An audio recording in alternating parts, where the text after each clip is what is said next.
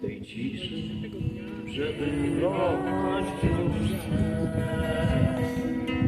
W tej ciszy daleki świat ten. Ty goisz mój ból, usuwasz mój strach, gdy widzę Cię zbawco przed mym. To nie gwoździe Cię przybiły, lecz mój grzech.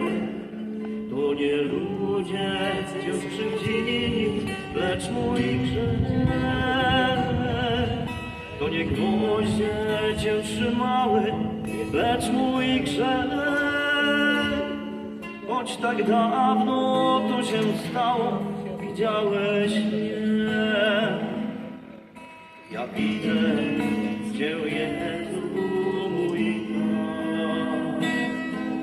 Jak wiele masz sińców i ran, i gości Twej moc zawiodła Cię tam, uwolnić mnie z grzechów i win. To nie gwoździe Cię przybiły, lecz mój grzech. To nie ludzie Cię skrzywdzili, lecz mój grzech. To nie gwoździe Cię trzymały, lecz mój grzech.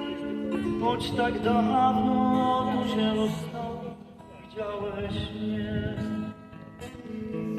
Wspominam tak często ten dzień.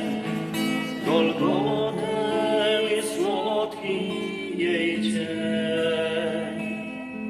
Przyszedłem pod krzyż z ciężarem swych win. Uwolnił mnie tam Boży Syn. To nie gwoździe Cię przybiły, lecz mój grzech. To nie ludzie Cię skrzywdzili, lecz mój grzech. To nie gwoździe Cię trzymały, lecz mój grzech. Choć tak dawno to się stało, widziałeś mnie. To nie gwoździe Cię przybiły, lecz mój grzech. To nie ludzie Cię skrzywdzili, lecz mój grzech. To nie gwoździe Cię trzymały, lecz mój grzech. Choć tak dawno to się stało, widziałeś mnie.